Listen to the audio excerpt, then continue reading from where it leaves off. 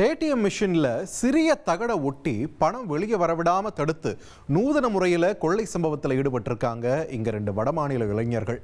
சிறிய தகட்டில் பெரிய கொள்ளையை அரங்கேற்றிய கேடிகள் சிக்கியது எப்படி?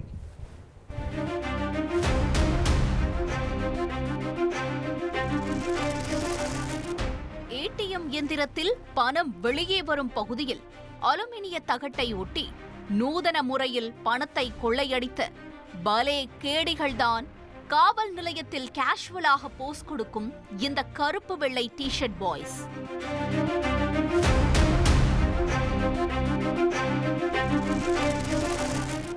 இவர்கள் செய்த கேடி வேலையைத்தான் போலீசார் ஏடிஎம் மையத்தில் ஆய்வு செய்து விவரித்துக் கொண்டிருக்கிறார்கள். கடலூர் செம்மண்டலம் அரசு தொழிற்பயிற்சி நிலையம் அருகில் தேசியமயமாக்கப்பட்ட வங்கியின் ஏடிஎம் மையம் அமைந்துள்ளது. இந்த மையத்தில் உள்ள எந்திரத்தில் வாடிக்கையாளர்கள் பணம் எடுக்க முயற்சித்த போது ப்ராசஸிங் முடிந்து பணம் மட்டும் வெளியே வராமல் இருந்திருக்கிறது. அக்கவுண்டிலிருந்து பணம் எடுக்கப்பட்டதாக மெசேஜும் வந்துள்ளது.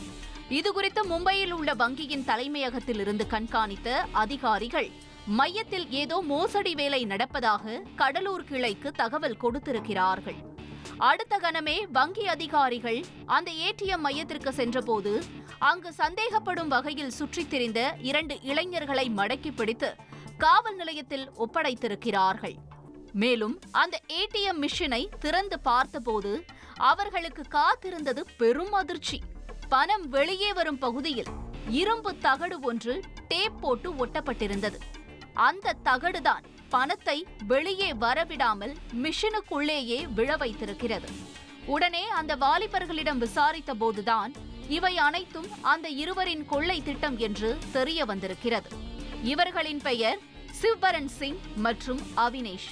உத்தரப்பிரதேச மாநிலம் நவ்பஸ்தா கான்பூர் நகரை சேர்ந்தவர்கள். 25 வயதுடைய இருவரும் வட மாநிலத்திலிருந்து வந்து செக்யூரிட்டி வசதிகள் அதிகமில்லாத ஏடிஎம் மையங்களை குறிவைத்து இந்த மாஸ்டர் பிளானை அரங்கேற்றியுள்ளனர். ஏடிஎம் எந்திரத்திலிருந்து பணம் வெளியே வரும் இடத்திற்கு தகுந்தாற்போல் அலுமினியம் மற்றும் இரும்பு தகடுகளை தயார் செய்து கொள்கின்றனர். ஆள் நடமாட்டம் இல்லாத நேரத்தில் கள்ளசாவி போட்டு முன்பக்க பேனல் போர்டை கழற்றி பணம் வெளியே வரும் இடத்தில் டேப் போட்டு தகடை ஒட்டி விடுகிறார்கள். இதனால் வாடிக்கையாளர்கள் ஏடிஎம் கார்டை சொருகி பணம் எடுக்க முயன்றால் பணம் ஏதும் வெளியே வராது. ஆனால் பணம் எடுத்ததற்கான குறுந்தகவல் மட்டும் செல்போனுக்கு வரும். காரணம், தகடு மூலம் பணம் தடுக்கப்பட்டு எந்திரத்துக்குள்ளேயே விழுந்துவிடும். வாடிக்கையாளர்களும் எந்திர கோளாறு என நினைத்து சென்று விடுவார்கள். இதனை அருகிலிருந்து நோட்டமிடும் இருவரும் அவர்கள் சென்ற பிறகு கள்ளச்சாவியை போட்டு பேனல் போர்டை திறந்து உள்ளே விழுந்த பணத்தை கொள்ளையடித்திருக்கிறார்கள். இப்படி கடந்த 2 நாட்களாக பல்வேறு ஏடிஎம் மையங்களில் இவர்கள் கைவரிசை காட்டியதாக தெரிகிறது. இதற்கு முன்னும் இவர்கள் இப்படி கொள்ளையடித்ததாகவும் சொல்லப்படுகிறது. கொள்ளையடித்த பணத்தில் சொந்த ஊருக்கு சென்று சொகுசாக வாழ்ந்துவிட்டு கஜானா காலியானதும் மீண்டும் களத்தில் இறங்கி கொள்ளையடிப்பது இவர்களின் வாடிக்கை. இந்த சம்பவம் தொடர்பாக வழக்கு பதிவு செய்த போலீசார் சிவ்பரன் சிங் மற்றும் அவினேஷ் ஆகிய இருவரையும் கைது செய்து விசாரித்து வருகின்றனர். மேலும் இதுபோன்ற ஏடிஎம் மையங்களில் பணம் எடுக்க முடியாமல் போனால் உடனடியாக சம்பந்தப்பட்ட வங்கிகளுக்கு தகவல் கொடுக்க வேண்டும் என போலீசார் அறிவுறுத்தியுள்ளனர். விசைத்தறி கூடங்களில் வேலை செய்யும் அப்பாவி பெண்களை குறிவச்சு பணத்தாசை காட்டி கிட்னி பறிக்கும் சம்பவம் பரபரப்பை ஏற்படுத்தியிருக்கு. இல்லத்தரசிகளை ஏமாற்றும் இடைத்தரகர்கள் சிக்குவார்களா?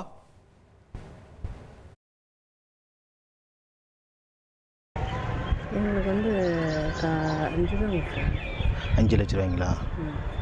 நீங்கள் என்னைக்கு கொடுத்தீங்க? 8வது மாதம். போன 8வது மாதங்களா? உங்களுக்கு யாரை கூட்டிகிட்டு போனது? அவர் ஒருத்தர். ஒருத்தருங்களா? ஏன்னா நீங்கள் கேட்குறது பார்த்தா எனக்கு பயமாக இருக்குது. ஏதோ பிரச்சனையா என்னன்னு எனக்கு இல்லை. இப்போ அதை வாங்கி உங்களால் எப்படி? இப்போ நீங்கள் கொடுத்தீங்களா? யார் கொடுத்தது? நீங்கள் தான் கொடுத்துருக்கீங்களா?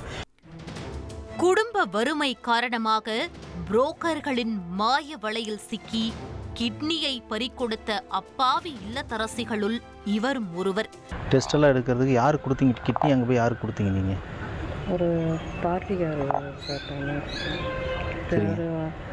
அவங்க வந்து தஞ்சாவூரில் இருக்கிறாங்க.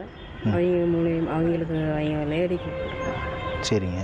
அந்த லேடிக்கு ஒன் சைடு இல்லை, அவங்களுக்கு ப்ராப்ளம் டயலிஸ் பண்ணிகிட்டு இருக்கிறாங்கன்னு சொல்லி இந்த மாதிரி கேட்டிருந்தாங்கன்னு சொல்லி எங்ககிட்ட சொல்லியிருந்தாங்க. எங்களுக்கு அப்போ கொஞ்சம் பிரச்சனை, கடன் பிரச்சனை இருந்தது. அதனால் நாங்கள் அந்த இதில் இது பண்ணோம். இவரை போல 100க்கும் மேற்பட்ட பெண்கள் இந்த பகுதியில் ஒற்றை கிட்னியுடன் வாழ்ந்து வருவது அதிர்ச்சியின் உச்சமே.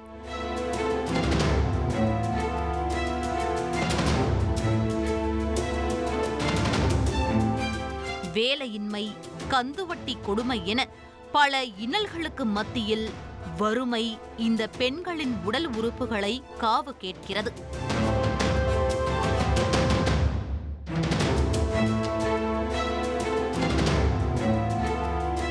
நாமக்கல் மாவட்டம் பள்ளிப்பாளையம், வெப்படை, குமாரபாளையம், திருச்செங்கோடு உள்ளிட்ட சுற்றுவட்டார பகுதிகளில் பிரதான தொழில் விசைத்தறி. அதில் சுமார் 2 லட்சம் பெண் தொழிலாளர்கள் வேலை பார்த்து வருகின்றனர்.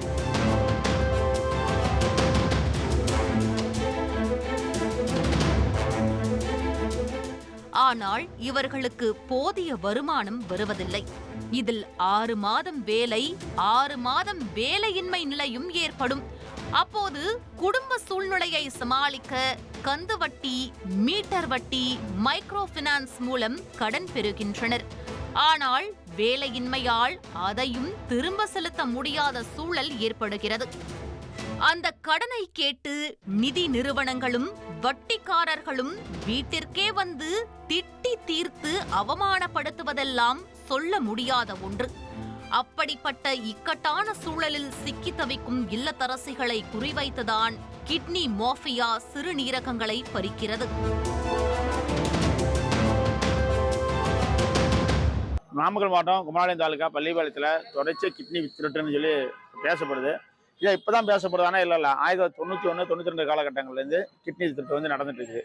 கிட்னி திருட்டு ஏன் நடக்குதுன்னு கேட்டிங்கன்னா, அதாவது விசைத்தறி தொழில் இங்கே குறி வச்சு யாரெல்லாம் தாக்கப்படுறாங்கன்னா தொழிலாளர்கள், அதாவது விசை தொழிலாளர்கள் மட்டும் தான் அதிகமாக தாக்கப்படுறாங்க.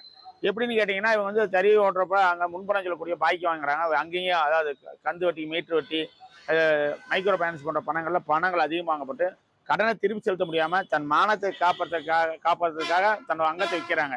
விசைத்தறி தொழில் வந்து நம்ம நலிவடைந்து விட்டது. அதனால் வந்து அவங்களும் வேலை வாய்ப்பு இல்லாமல் தவிர்க்கிறாங்க.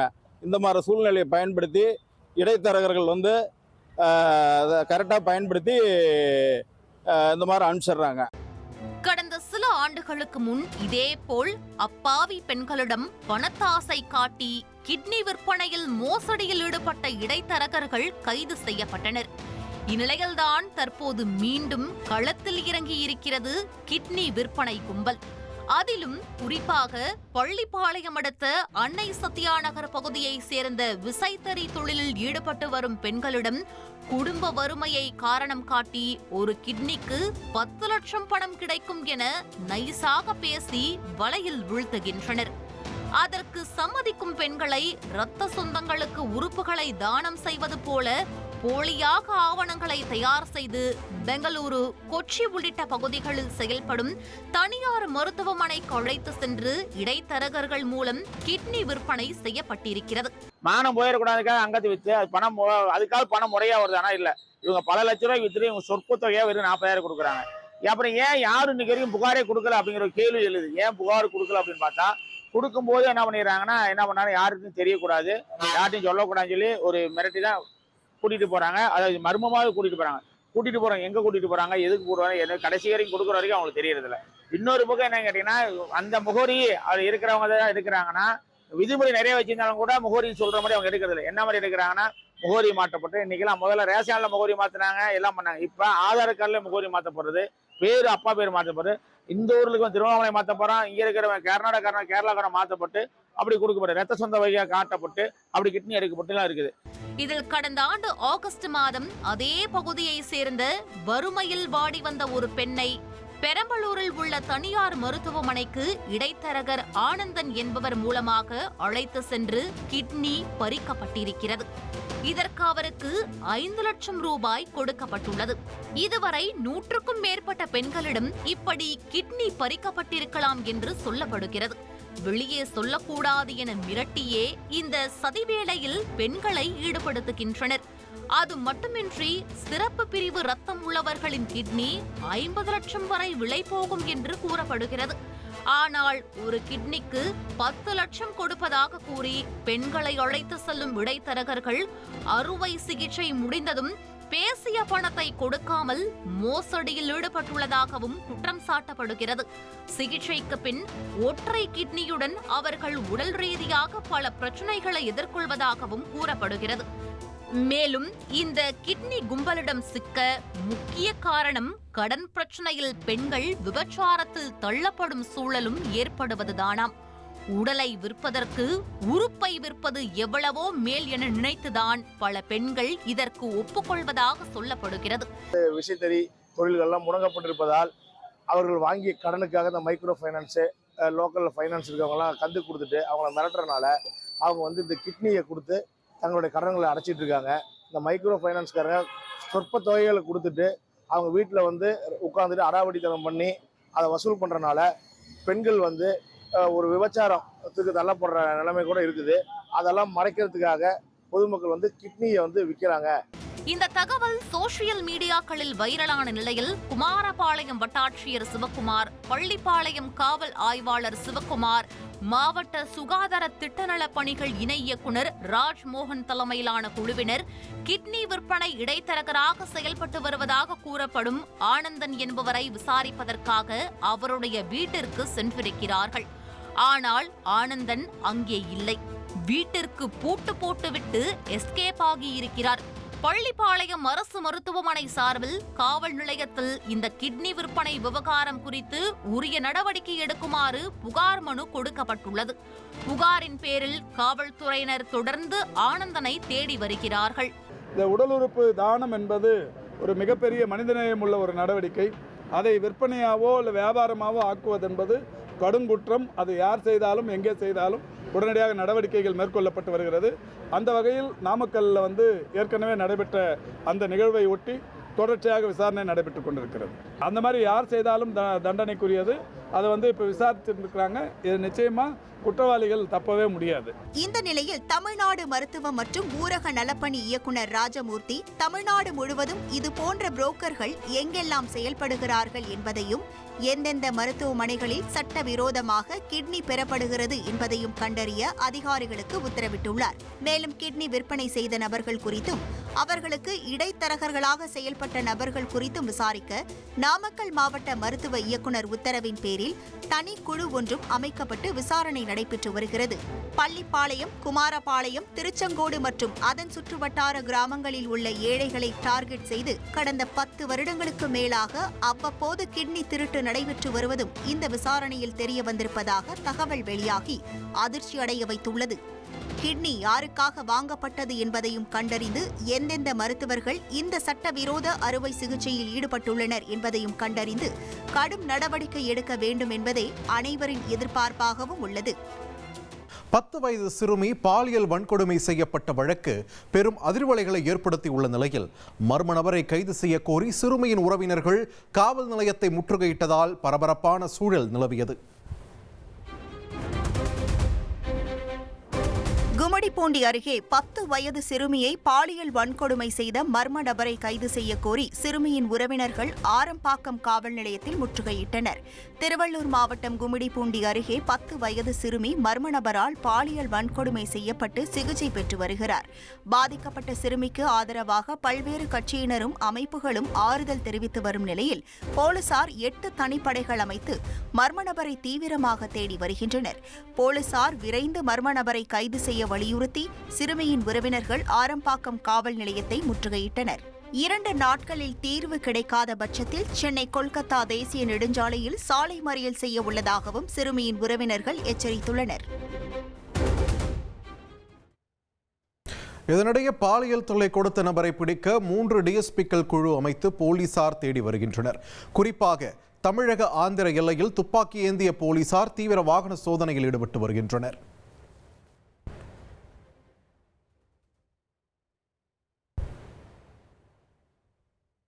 250 கோடி ரூபாய் சைபர் கொள்ளையில் ஈடுபட்ட குற்றவாளிகளை சென்னை போலீஸ் அரெஸ்ட் பண்ணியிருக்காங்க. சைனீஸ் நெட்வொர்க்கோட டீலிங் வைத்துக்கொண்டு இந்தியாவில் கைவரிசை காட்டிய கும்பல் சிக்கியது எப்படி?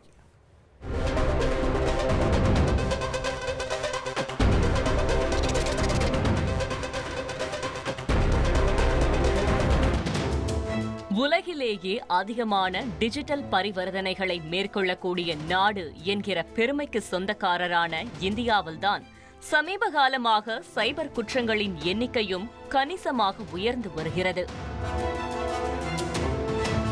ஆன்லைனில் வேலைவாய்ப்பு, மாடல் அழகியுடன் டேட்டிங் சான்ஸ், ட்ரேட் மார்க்கெட்டில் முதலீடு செய்தால் பணத்தை இரட்டிப்பாக்கும் ரகசியம், டிஜிட்டல் அரெஸ்ட், சேவிங்ஸ் அக்கவுண்டிலிருந்து பணம் திருட்டு, இப்படி தினமும் விதவிதமான சைபர் குற்றங்களுக்கு விக்டிமாகும் அப்பாவி குடிமகன்களின் எண்ணிக்கை அதிகரித்துக் கொண்டேதான் வருகிறது. இந்த சூழலில் சென்னை காவல்துறையினர் சைனீஷ் நெட்வொர்க்குடன் தொடர்பு வைத்துக் கொண்டு இந்தியாவில் மட்டும் 250 கோடி ரூபாயை சுருட்டிய சைபர் கும்பலை அதிரடியாக கைது செய்துள்ளனர். 150 மியூல் கணக்குகள், நாடு முழுவதும் 353 சைபர் கிரைம் வழக்குகள், 250 கோடி ரூபாய் மோசடி என இந்த கும்பலின் பின்னணியை விசாரிக்கும் போதே கிறுகிறுக்க வைக்கிறது. உத்தரப்பிரதேச மாநிலத்தில் இருந்து கொண்டே நாடு முழுவதும் இவர்கள் கைவரிசை காட்டியது எப்படி என்பதை தெரிந்து கொள்ள விசாரணையை தொடங்கினோம். ஆன்லைன் ட்ரேடிங்கில் பணத்தை இழந்ததாக சென்னையை சேர்ந்த 4 பேர் சைபர் கிரைம் பிரிவில் புகார் அளித்துள்ளனர். இது தொடர்பாக வழக்கு பதிவு செய்த மேற்கு மண்டல சைபர் கிரைம் போலீசார் உடனடியாக விசாரணை மேற்கொண்டுள்ளனர். அதில் டிஜிட்டல் அரெஸ்ட், ஆன்லைன் ட்ரேடிங் போன்ற சைபர் குற்றங்களில் சிக்கி 4 பேரும் மொத்தமாக 48 லட்சம் ரூபாயை இழந்திருப்பது தெரிய வந்திருக்கிறது.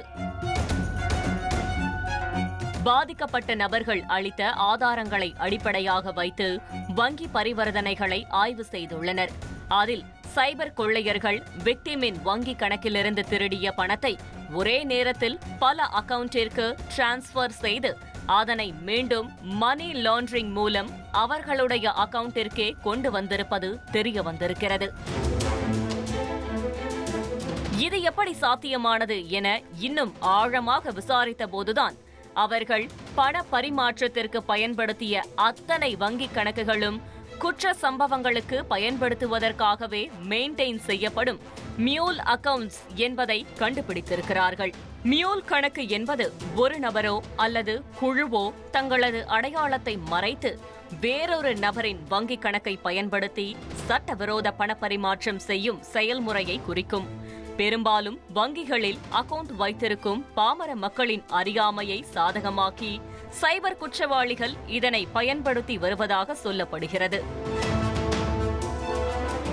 சென்னையில் அளிக்கப்பட்ட புகாரை விசாரித்த அதிகாரிகள் சர்வதேச அளவில் செயல்படக்கூடிய சைபர் குற்றவாளிகளுக்கு இதுபோன்ற மியூல் அக்கவுண்ட்ஸ்களை வாங்கி விற்கக்கூடிய ஏஜென்ட்கள் 4 பேரை அடையாளம் கண்டுள்ளனர். அவர்களின் தற்போதைய ஸ்டேட்டஸ் குறித்து ட்ரேஸ் செய்தபோது 4 பேரும் ஏற்கனவே உத்தரப்பிரதேச மாநிலம் நொய்டா சிறையில் வேறொரு வழக்கில் கைதாகி கம்பி எண்ணிக்கொண்டிருப்பது தெரிய வந்திருக்கிறது. இதன் தொடர்ச்சியாக சைதாப்பேட்டை நீதிமன்ற உத்தரவு பெற்று உத்தரப்பிரதேசம் விரைந்த ஸ்பெஷல் டீம் அதிகாரிகள் அங்கு மோகன் சிங், சன்யம் ஜெயின், ஹர்ஷவரதன் மற்றும் அர்மான் ஆகிய 4 பேரையும் கைது செய்து விசாரித்துள்ளனர்.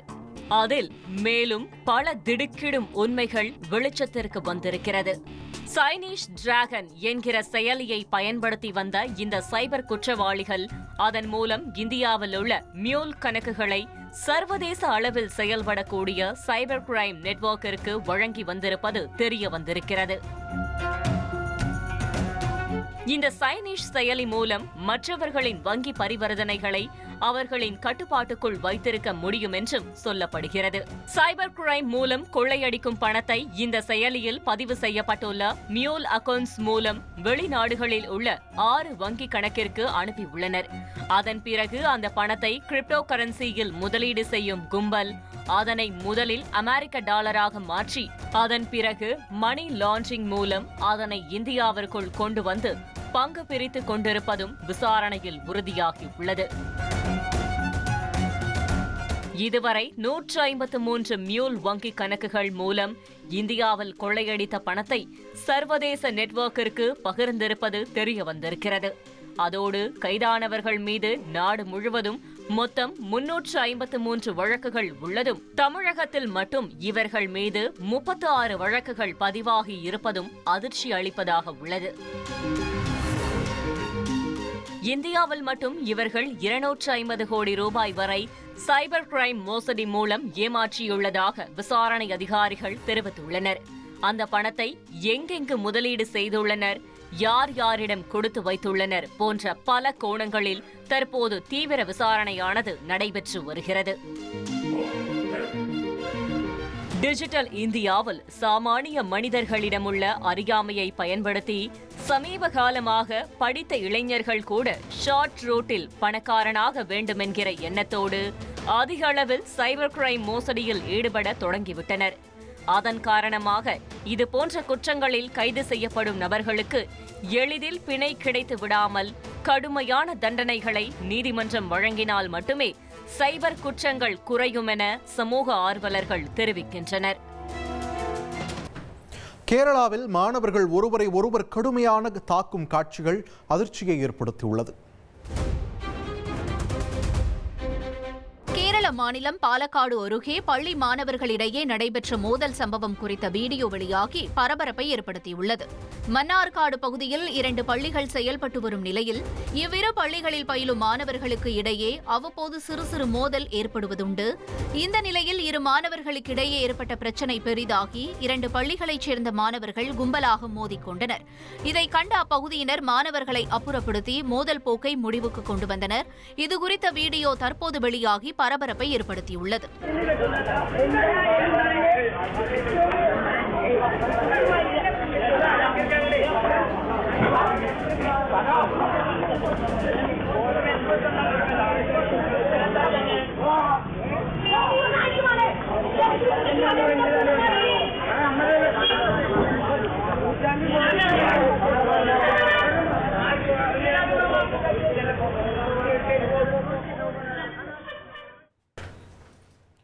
கும்பமேளா பிரபலத்தை பார்க்க கூட்டம் அலைமோதியதால் பரபரப்பான சூழல் நிலவியது.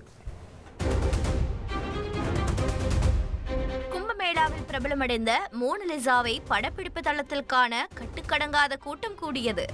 உத்தரப்பிரதேச மாநிலம் மகா கும்பமேளாவில் திடீரென பிரபலமடைந்த மோனலிசா என்ற பெண் மணிப்பூர் டைரி என்ற திரைப்படத்தில் நடித்து வருகிறார். படப்பிடிப்பின் இடையே மோனலிசா பிச்சோர் பகுதியில் சிறிது நேரம் ஓய்வெடுப்பதற்காக தங்கியிருந்தார். அப்போது அவரை காண ஏராளமானோர் அப்பகுதியில் ஒன்று கூடினர். அவர்களை பார்த்து உற்சாகமாக கையசைத்த மோனலிசா சிறிது நேரம் உரையாற்றினார். கூட்டம் அதிகரித்ததால் போலீசார் கட்டுப்படுத்தினர். மனைவியிடம் வரதட்சணை கேட்டு தினமும் எப்படியெல்லாம் அடித்து கொடுமைப்படுத்துகிறேன் என்று காவல்துறையில் பணியாற்றும் காவலர் ஒருவர் அவருடைய தாயிடமும் தங்கையிடமும் சிலாகிக்கும் ஆடியோ வெளியாகி பெரும் அதிர்ச்சியை ஏற்படுத்தியுள்ளது. குத்துச்சண்டை போட்டியின் கமெண்ட்ரியில் கூட இப்படியான வர்ணனைகளோடு ஒரு கொடூர சம்பவத்தை விவரித்து இருக்க மாட்டார்கள் என சொல்லும் அளவிற்கு அமைந்திருக்கிறது காவல்துறையில் பணியாற்றும் உத்தம புருஷனின் ப்ரூஸ்லி அவதார ஆடியோ. வரதட்சணை கேட்டு மனைவியை தினமும் எப்படியெல்லாம் அடித்து பந்தாடுகிறேன் என்பதைதான் அந்த காவலர் கொஞ்சம் கூட இதயத்தில் ஈரமின்றி தங்கையிடமும் பெத்த தாயிடமும் இப்படி கலகலப்பாக விவரித்திருக்கிறார். நடந்த சம்பவத்தை கேட்டதும் வாவ் செம என சியர் செய்த இரத்த சொந்தங்கள் அவளுக்கு இன்னும் 2 கொடுத்திருக்க வேண்டியதுதானே என கூறுவதை கேட்கும்போது இது போலீஸ் குடும்பமா அல்லது மனிதாபிமானமற்ற கூட்டமா என்கிற கேள்வியை தான் எழுப்புகிறது. திருப்பூர் ரித்தன்யாவின் தற்கொலை ஆடியோவை கேட்ட பிறகும் கூட இப்படியான மனிதர்கள், அதுவும் அன்பிற்கும் பாசத்திற்கும் பெயர் போன மதுரை மண்ணில் வாழ்கிறார்கள் என்றால் இதுதான் கலியுகத்தின் தொடக்கமோ என பெண் பிள்ளைகளை பெற்றவர்களின் கண்களில் இருந்து இரத்த கண்ணீரையே வரவழைக்கிறது. நம்பி வாழ வந்த பெண்ணை ஐசியூவில் அட்மிட் செய்யும் அளவிற்கு நைய புடைத்து அதனை நையாண்டியாக வேறு பகிர்ந்திருக்கும் இந்த வீர தீர சூனாபானாவின் பெயர் பூபாலன்.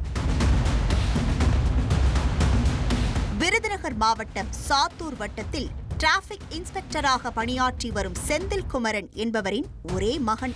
பூபாலன் மதுரை அப்பன் திருப்பதி காவல் நிலையத்தில் கான்ஸ்டபிளாக பணியாற்றி வருகிறார். கடந்த 2017ஆம் ஆண்டு பூபாலனுக்கும் தேனி மாவட்டத்தை சேர்ந்த சிவா என்பவரின் செல்ல மகள் தங்கப்பிரியாவிற்கும் பெற்றோர்களால் நிச்சயிக்கப்பட்ட திருமணம் நடந்திருக்கிறது.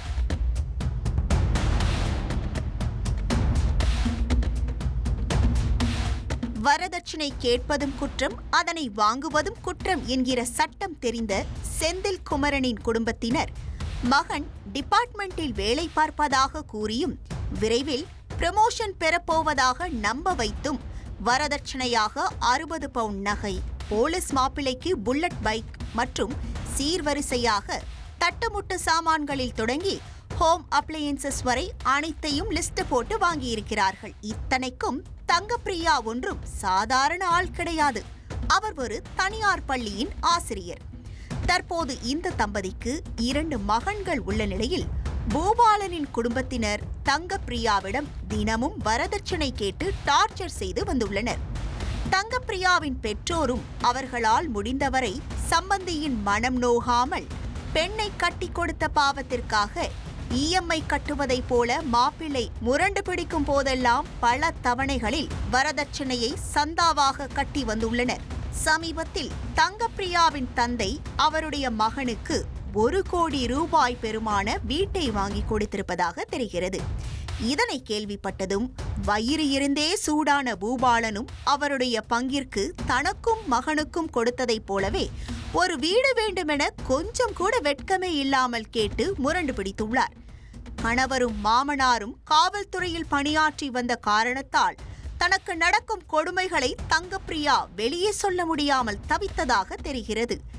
இந்த சூழலில்தான் தினமும் மனைவியிடம் வரதட்சணை கேட்டு எப்படியெல்லாம் அவரை கொடுமைப்படுத்துகிறேன் என பூபாலன் அவரின் தங்கை அனிதாவிடம் சிலாகித்து பேசும் ஆடியோ ஒன்று வெளியாகி பெரும் அதிர்ச்சியை ஏற்படுத்தியுள்ளது. கொரியா தாக்குதல் இன்னும் மீண்டு வரல நானு. அதான் என்ன வாயெல்லாம் வீங்கி கிடக்காமல, அது எப்படி இப்போ வந்திருக்க? அவ வாய் வீங்கி போயிருக்கா, மூஞ்சியும் முகமே மாறி போச்சு. அழுதழுதா? அழுது இல்ல, பராண்டி விட்டே மூஞ்சி மாறி போச்சு. அந்த அளவுக்கு பராண்டிட்டியா? நான் பேசுன அப்படி அவ பேசுன எரிச்சலா வாய முறி வாய பொத்தி அந்த இடத்த பூரா நகத்தை வச்சு கீறி வாய் ஊரா இதாயிப்போச்சு. ஓவரா கத்துனால தொண்டைய பிடிச்சி நம்பி விட்டுட்டேன். இப்ப வலிக்குதுன்றா. காலை வச்சு லாக் பண்ணல, முட்டி லாக் ஆயிருச்சு. யாருக்கு? அவளுக்கு நொண்டி நடந்துகிட்டு இருக்கா. உடனே 10 பேர் சேர்ந்து அடிச்சு போட்ட மாதிரி இருக்கும் போல. உடம்ப நல்லா மாதிரி சுருட்டி எடுத்துட்டேன், காலையில வச்சு வளைச்சு நெரிச்சிட்டேன். காயங்கள் வேற, உதட்டுல ஏற்பட்ட காயங்கள் வேற ஆயிப்போச்சு. சொல்லி வச்சிரு, வாய் ஓவரா பேசினா இப்படித்தான் இருக்கும். அப்படித்தான் அப்படின்னு சொல்லிட்டேன், சொல்லி வச்சுட்டேன். அவங்க நீ பேசக்கூடாது, அவங்கள பத்தி இது பண்ணக்கூடாது. இல்லல, நான் அவங்களதான் இது பண்ணணும்னு நான் சொல்லவே இல்லை. விஷுக்க கூட்டு போங்க, இருக்க வைங்க. அவன் இப்ப பெரிய பையன், அவன் பாத்துக்கோ. சின்னவனுக்கு வந்து அவன் போன டக்குன்னு இதாகுது, தொண்டை வலிக்குது, ஹாஸ்பிட்டல் போகணும். எதுக்கு ஹாஸ்பிட்டல்? எனக்கு குடும்பமே போய் ஹாஸ்பிட்டல் போய் உட்காடுறது. எனக்கு தான்மா உடம்புலாம் என்னமோ 10 பேர் சேர்ந்து அடிச்சு போட்ட மாதிரி இருக்குமா. வலி தாங்க முடியல. அவளை போட்டு நான் லாக் பண்றேன். அவளை ஒரு எரும மாட்டை போட்டு நான் லாக் பண்றப்ப எனக்கு வலிக்காத உடம்பு. அந்த மலைப்பாம்பு மூவ் பண்ண விடாம புடிச்சு 4 பக்கமும் வளைச்சது என் உடம்பு டேமேஜ் ஆயிருக்கு. அவன் தனுஜ போய் பாத்துக்கிட்டே இருந்தேன், என்னடா பண்றீங்க? சும்மா அப்பா விளையாண்டுகிட்டு இருக்கவா, வந்து விளையாடுன்னு அவன் ஏறி அம்மா கிட்ட மேல ஏறி தூக்குன்னு இந்த குத்து ஓடிட்டான். அவன் அம்மா பேசுறப்ப, ஏய் வாய முடி, நீ வாய முடு, கத்தாத வாய முடு அப்படின்றாங்க அம்மா. அவரு நீ வந்து கூட்டிட்டு போன சந்தோஷம்டா, பெரிய கும்பிடு போட்டு கிளம்புங்கடான்று. எப்படியோ வாழ்ந்துட்டு போயிடலாம் இப்படி இருக்கிறதுக்கு. நம்ம என்னத்த சொல்ல, படாதத்துல படுது. சங்கு புடிச்சு நம்பி விட்டுட்டேன். சங்கு கொலாவரை ஒரு குடிச்சு விட்டுனேன். தொண்டை கட்டிச்சு, வலி எச்சி விட முடியல போல, வலிக்குது போல. ஆளே ஒரு மாதிரி ஆயிட்டா.